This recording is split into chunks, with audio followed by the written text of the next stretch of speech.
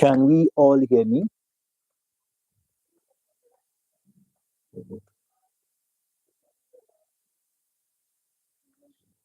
I think it's better this way. Okay, it's great to have you all on board. It's another time with Tutorial, the entire 624, and in today's tutorial, it happens to be the continuation of the course POL322, and like I said earlier, this week we are going to be calling it a wrap with the course. Okay, we're going to be calling it a wrap with the course this week, so that we can take a new course entirely the forthcoming week. Now, for those of us who are new to the stream, let's ensure to smash the like button. Let's ensure to subscribe to the channel, and also let's ensure to join our private class where we walk you through all your courses without leaving none unattended to. Just reach out to us on www.tutorio.net. Find the WhatsApp button in the top right hand corner. You need to send us a direct message on WhatsApp. With this being said, let's hop straight into today's class. Okay, so as the thumbnail has it, all right, we're taking our bearing from what it means by marginalization. Okay, we're taking our bearing from what it means by marginalization. Now, when we talk about marginalization, what are we referring to? Now, generally, when we say marginalization, we are talking about the act of looking onto a group of people, all right, the act of categorizing a group of people as insignificant or treating them indifferently, all right. That's what we refer to as marginalization generally, all right. But according to the course material, let's see what we have. All right, so we have marginalization. Okay, it may be regarded as a sociological term. Marginalization may be regarded as a sociological term, okay, with deep political implication. Now, it is characterized by the exclusionists, okay, and simply alienates a group or member of a group of people from mainstream opportunities. Are we together? Exclusionist tendencies. All right, we have exclusionist tendencies. You say no, you don't get to partake in this, even though it is their right to. All right, you begin to keep them aside. You deny them access to certain things. All right, exclusionist tendencies. All right, and alienation. All right, alienation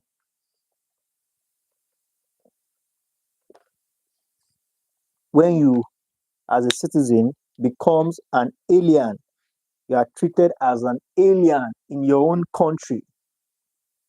I mean, that could be very, very unfortunate. All right, when you're being alienated in your country, even as a citizen. Are we together?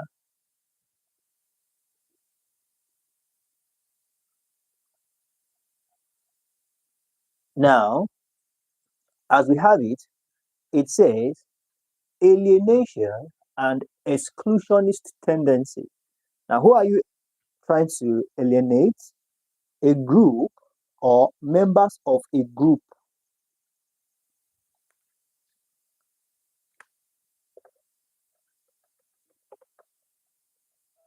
A group or members of a group. When you try to alienate them from streams. All right, mainstream opportunities, especially such opportunities that are regarded as rights. All right, when you begin to alienate people, you begin to exclude people, group of citizens or a group from mainstream opportunities, such opportunities that are, all right, regarded as rights, then you are marginalizing such group of people. Are we together? That is referred to as marginalization.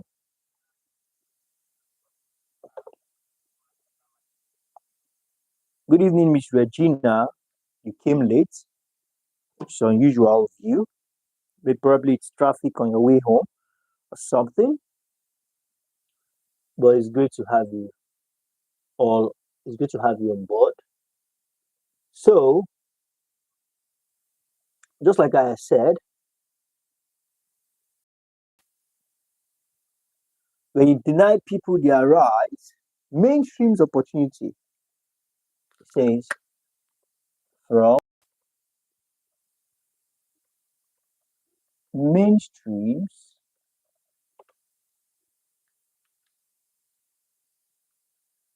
opportunities. All right, mainstream opportunity. This opportunity we are referring to, all right, are those opportunity regarded as rights. So we have that as that.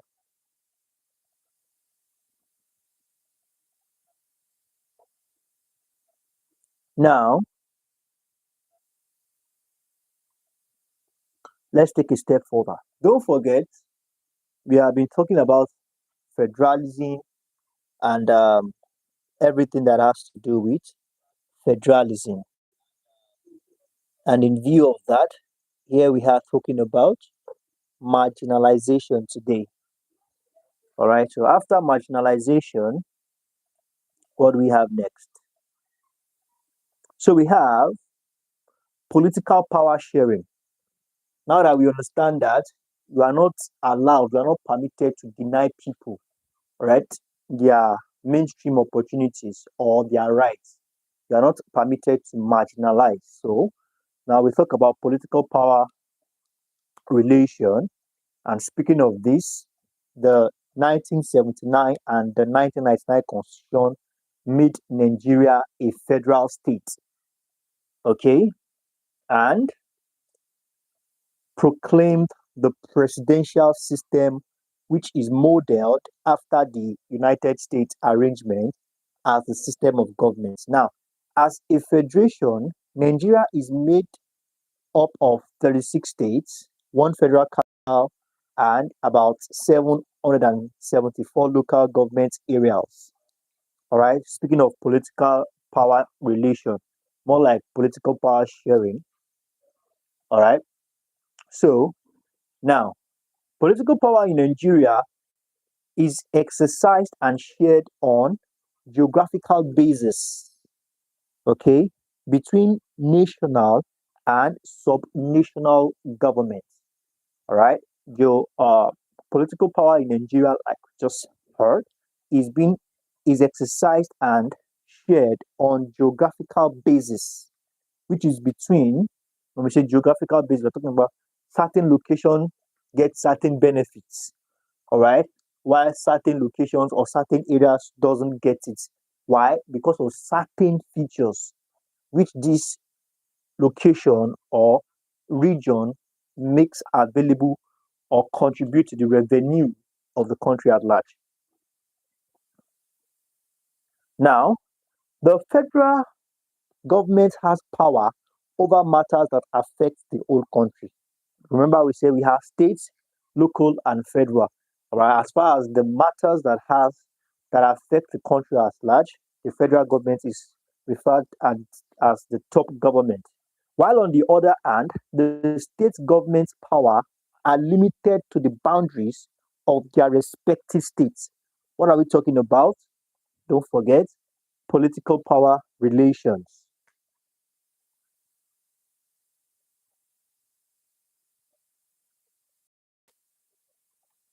All right. Political fed matters. We have states matters.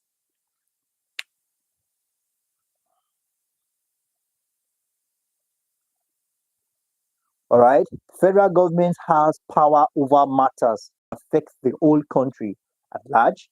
On the other hand, the state government powers are limited, all right, to their respective. Now, from about 1976, the local government constituted the third, all right, the third tier of government known as the local government was constituted about 1976. All right.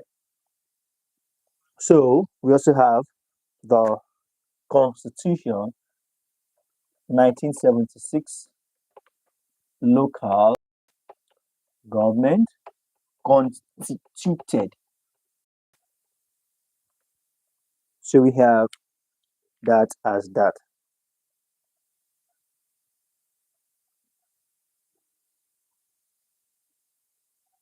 Now we've talked about power, political power relations now. All right. It's always good to define relationships.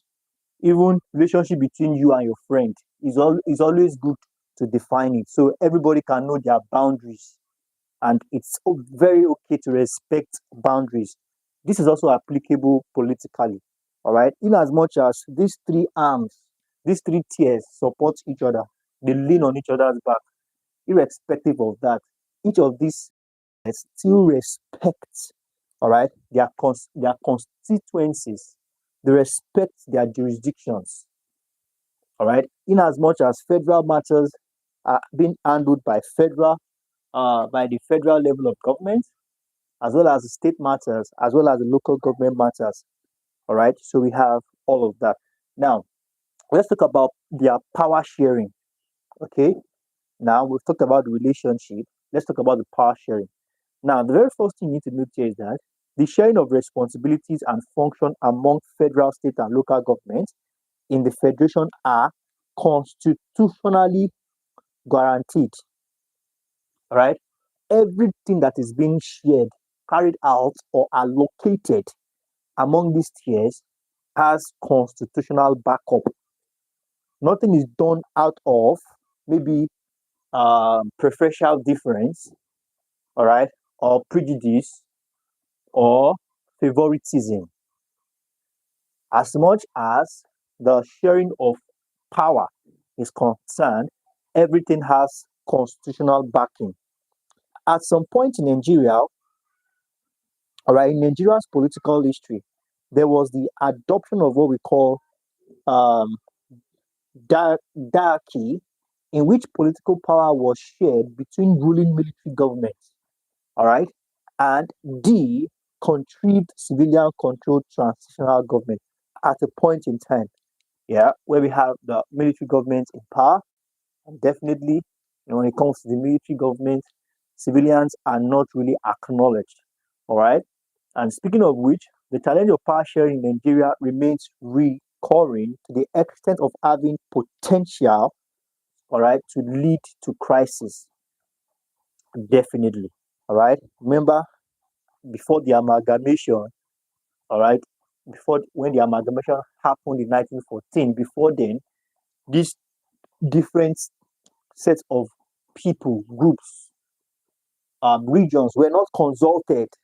That okay, oh, Leaders from the north, please show up or send representative. Leaders from the west, leaders from the east, show up, send representatives or send a representative. We want to combine these regions together. Nothing like that was done. They were not consulted. It was just done without their consent.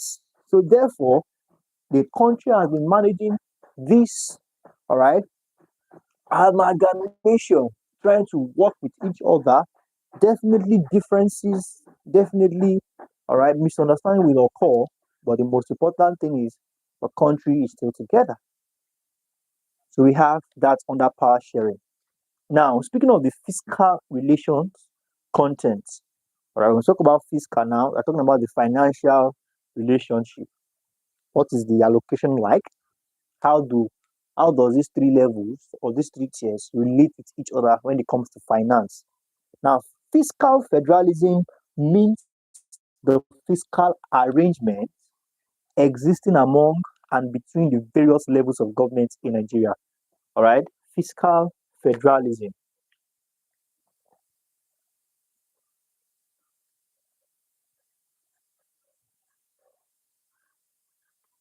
Okay, fiscal federalism.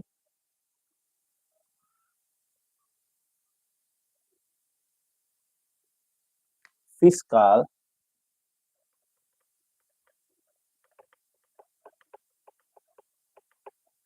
arrangement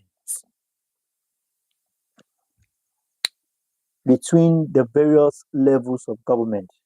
Now, the relations should be in such a way to ensure equity and stability. All right, to ensure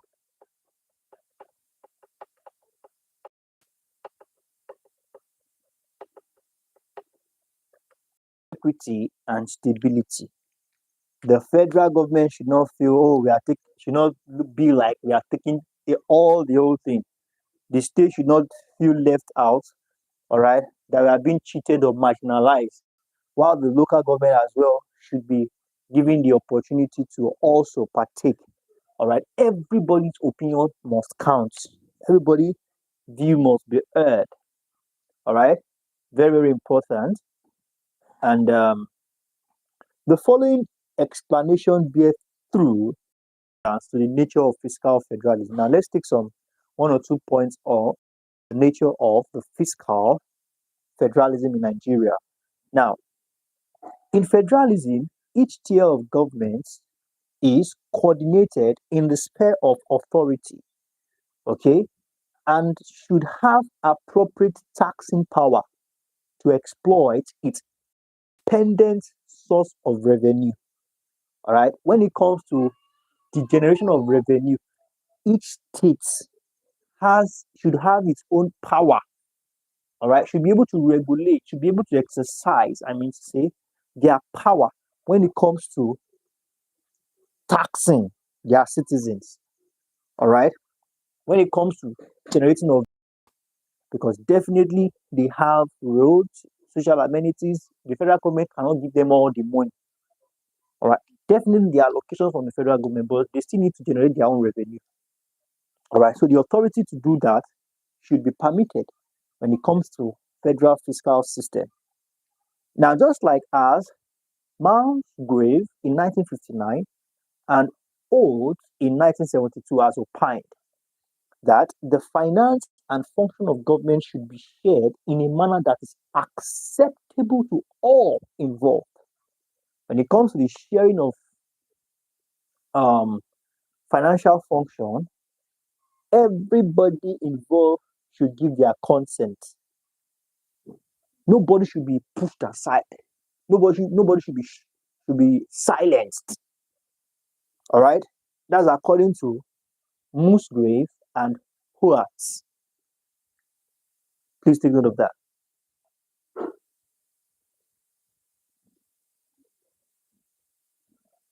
So we have that as that. So very quickly, let's talk about the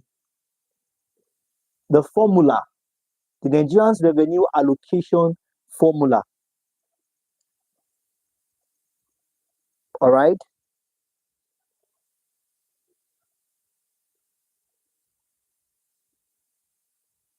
So basically, there are two formula for the allocation. Okay, so we have the vertical and we have the horizontal.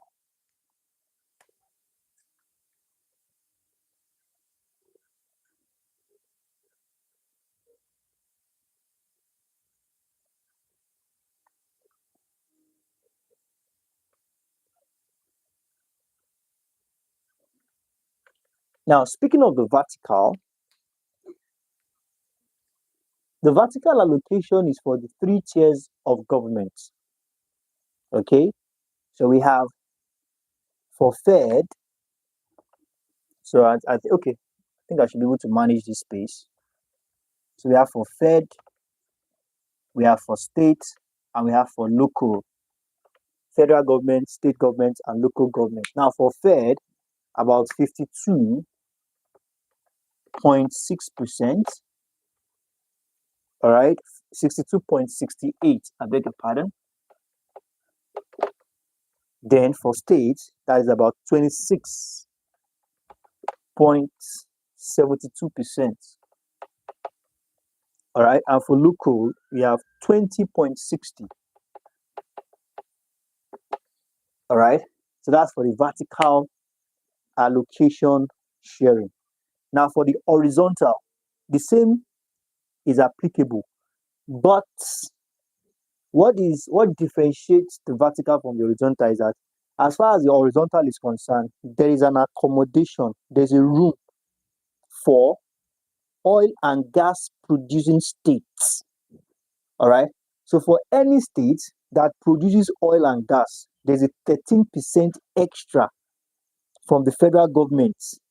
And the reason why they are being given is because of the ecological hazards this region faces. And when we say ecological hazard, you can imagine the Niger Delta people is a very good region whereby their streams are polluted.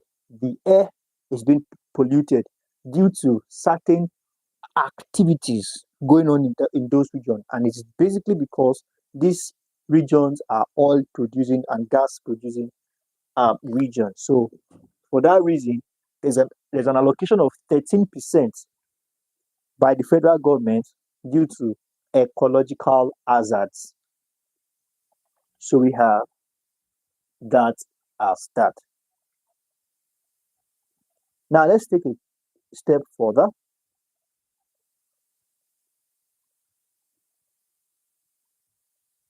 We talked about internal revenue already, that each state should have the capacity to generate. So it's not just through tax, the other means as well. Whatever the means are, it should be, each state should be given the ability to generate their revenue. Okay, so very quickly before we call it a wrap, I want us to quickly touch on political history. Okay, so like I said earlier, for those of us who haven't joined the private class yet, you are missing a lot. It's highly essential in join the private class. And how do you become a member? All you need to do is to reach out to us on our official website, which is www.tutorio.net. And you find the WhatsApp button in the top right hand corner. You can send us a direct message with that, and we'll be happy to have you on board as we'll be walking you through all your courses, helping you with sufficient resource to set you up for your exams, and you can be rest assured of doing excellently well in your forthcoming exams and in your academical activities as a whole. So now let's take a step further. It says political history. Now, what do we have under political history? Still under federalism. Now, the Federation of Nigeria, as it is known today, has never really been one homogeneous country. I said that earlier, and we'll find out soon why this is so. For its widely different, all right, for its widely differing people and tribes. Now, this obvious fact, notwithstanding, all right, the former colonial master decided the country one in order to effectively control our vital resources. So the reason why the amalgamation even happened, it was not because these masters wanted the best for the country. All right. What they intend, their intention, according to what we have here, all right, like we usually say, we do not instigate violence or instigate conflict. What we do here is purely to educate. All right. So according to the course material, it's made it clear that the reason why the amalgamation took place was because of these masters wanted to save the costs. It's more like economies. You minimize expenses and maximize profits. All right. They actually, in as much as they needed to save cost in order to take advantage, all right, make more profit for themselves. Now it says here that they decided to keep the country one in order to effectively control our vital resources for what? For their economical interests. So the amalgamation was basically for economical interest of the colonial masters. Speaking of the political history of the Federation of Nigeria, are we together? Now, Clifford in 1920 submitted that Nigeria is a collection of independent natives separated from one another by great distances. So, we have vast area of land. All right, Nigeria is blessed with vast area of land, and keeping all these people together, considering the distance from the north to the east to the west, keeping everybody together, they needed to amalgamate. All right, you can imagine doing a law in the east, creating a different law in the north, creating a different law in the west. We're talking about resources. All right, we're talking about efforts. We're talking about a lot of administrative overhead. So in order to save all this cost and still maximize their profit, so let's just do one law that will affect everybody. And speaking of which, these are people with different backgrounds, different culture, different way of life. And without their consent, we went ahead and made them one. Right? So basically, it wasn't for the sake of the country, but for the economic interest of the colonial masters.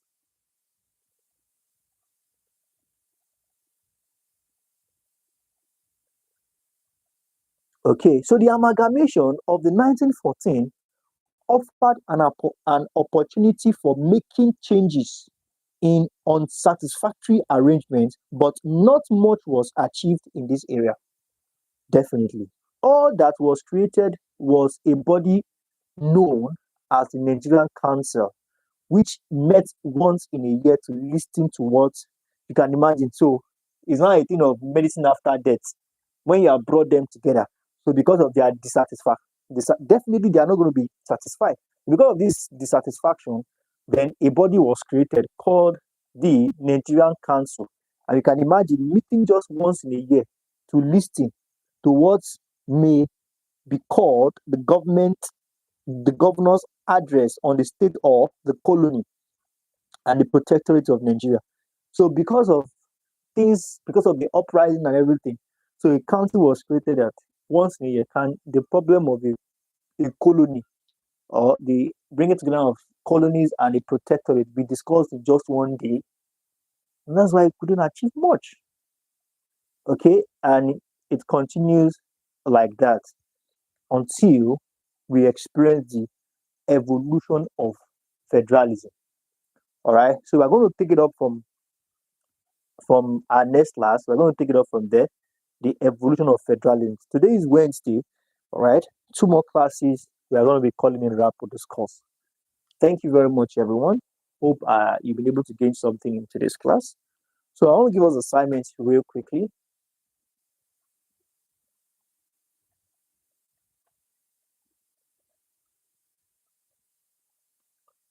With not less than 100 words. Do you oppose or supports the amalgamation of Nigeria in 19. Okay, so that's our assignment. Thank you very much, everyone. Let's have a wonderful night rest. I look forward to seeing you in subsequent tutorials. Bye for now.